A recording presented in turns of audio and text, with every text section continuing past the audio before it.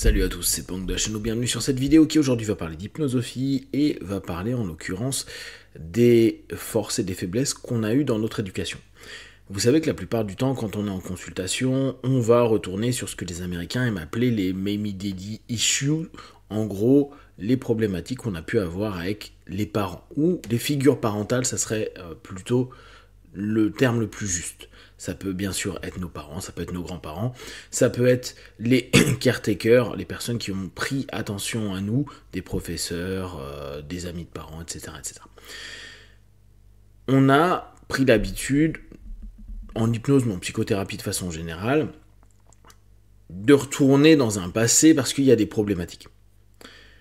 En général, là encore, on aime à dire que la plupart des schémas, des patterns, des problématiques que l'on a aujourd'hui sont associés à des choses qu'on a vécues avant 7 ans.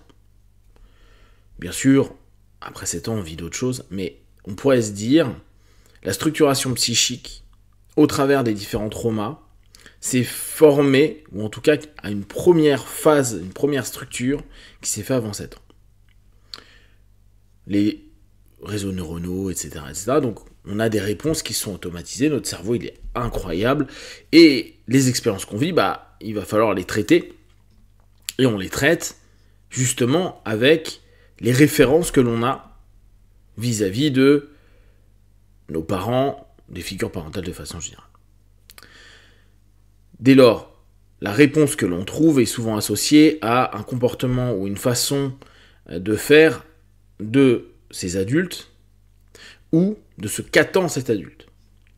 Globalement, dire qu'on fait exactement la réponse par rapport à notre caractère, si on reprend le MBTI, les énagrammes, tous les typages, possible, parce que je pense qu'il y a une pulsion, mais il y a aussi cette adaptation, parce que si on ne s'adapte pas, on ne survit pas dans le monde dans lequel on est, qui est un microcosme à ce moment-là. Donc, on a l'habitude, notamment au travers des régressions à la cause, d'avoir un lien qui se dit mon passé, c'est un peu naze.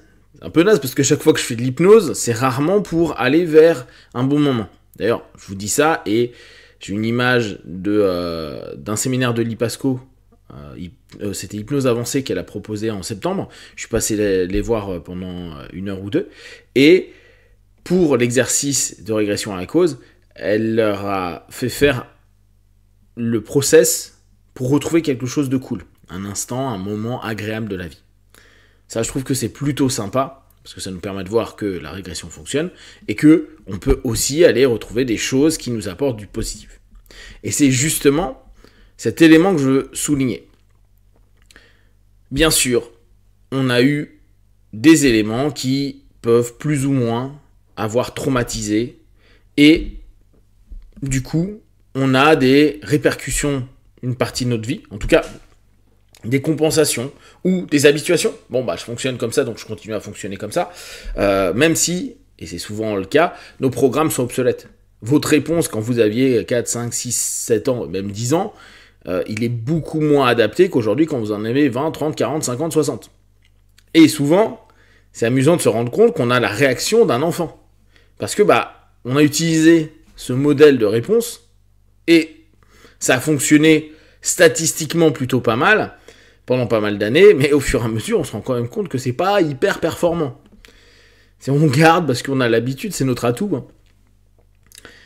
Donc, tout ça a du sens, psychiquement ça a du sens, et retourner dans le passé pour tenter de comprendre, voir et travailler sur le trauma, la problématique, c'est complètement ok. Seulement, beaucoup d'éléments, et là on peut prendre le même point, mais en le switchant, en le prenant d'un autre point de vue, c'est aussi un ensemble de ressources qu'on a réussi à créer. Alors oui, c'est pas les ressources les plus souples, les plus fluides, etc. Mais ça reste des ressources. Et on a beaucoup d'éléments de notre passé qui, même après un trauma, deviennent, à un moment donné, des points forts. Comme une compensation ça m'a fait du mal, j'ai trouvé une solution, et cette solution, qui aujourd'hui est peut-être obsolète, était la meilleure solution que j'ai trouvée. Mais outre ça, si on va dans le process, on peut se rendre compte qu'il y a des qualités et des points clés qui se sont développés et que souvent on oublie. Parce qu'on va juste rester sur la facette problème. Beaucoup de personnes zappent leur passé en disant « Bon, bah ouais, mais j'ai eu un passé de merde, j'ai eu des problèmes tout le temps, j'ai eu des violences, j'ai eu tout plein de choses qui peuvent être complètement horribles. » Sans se rendre compte aussi qu'ils ont eu, par exemple, une énorme résilience, une énorme résistance, une énorme adaptabilité. Mais tout ça, c'est un peu mis de côté parce que la souffrance du retour vers ce passé, ou, bien sûr, quand il y a un déclencheur, un trigger dans le quotidien qui fait régresser d'un coup notre psyché dans les mêmes événements, fait qu'on y a associé quelque chose qui est non ok.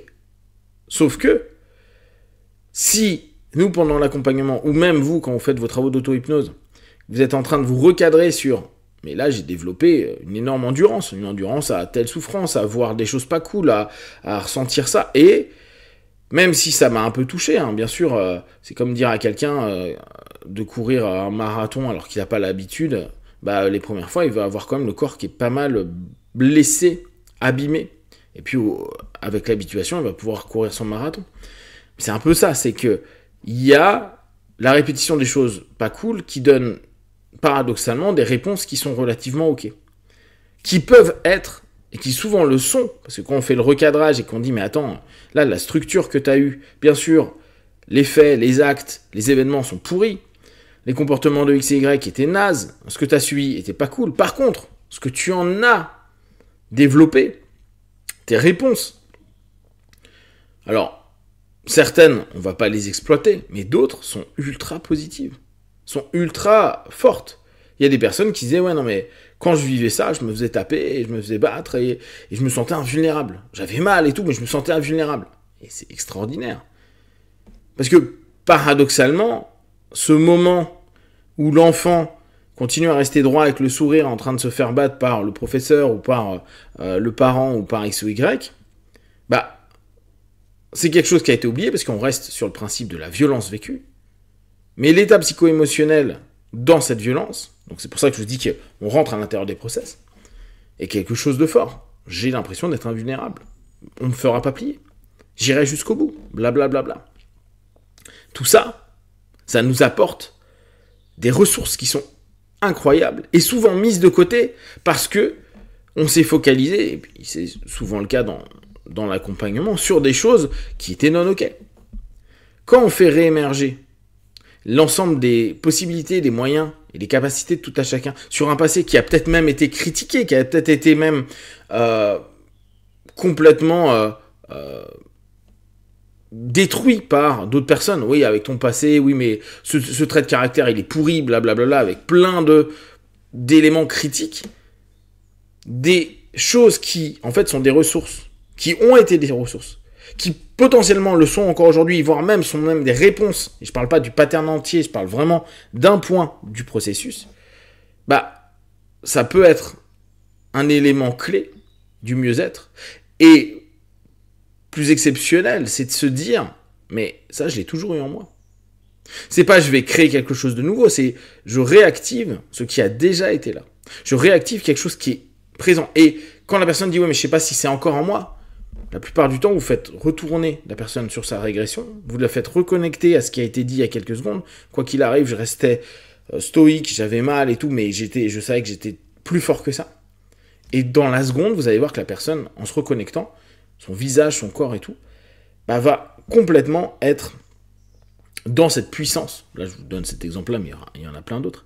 Et cet apaisement. Donc, on a des clés de par notre passé. Et il est intéressant d'aller chercher réellement les ressources, d'investiguer avec le partenaire dans les process négatifs, ce qui a pu être le point clé qui a émergé à ce moment-là et qui peut être exploitable pour le présent et pour gérer et se retrouver. Si vous avez des questions, vous voulez partager sur Facebook, YouTube, j'y répondrai le plus rapidement possible.